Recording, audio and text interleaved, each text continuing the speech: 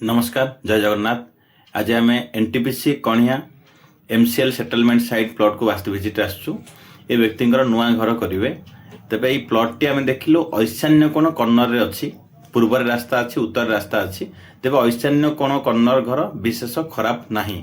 अग्निकोण कर्णर घर, नैऋत कोण कर्णर घर अति खराब। जदि घर करूँ वास्तु देखिए ही घर करूँ।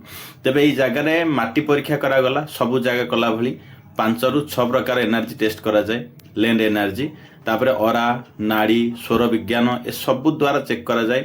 जदि जमी तमस क्षेत्र आसे तेबे सेथिरे रेमेडी मध्य बा प्रतिकार आम द्वारा करा जाए। सेठी पुणी अधा घंटे घंटे द्वारा एनर्जी टेस्ट करा जाए।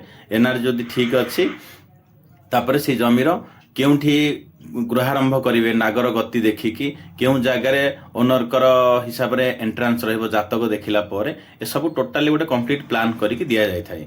तेबे नुआ घर जदि करूचंती तेबे वास्तु देखै करंतु, निश्चित रूपे आपण जीवन रे धन सम्मान उन्नति आसीबो। धन्यवाद। जय जगन्नाथ।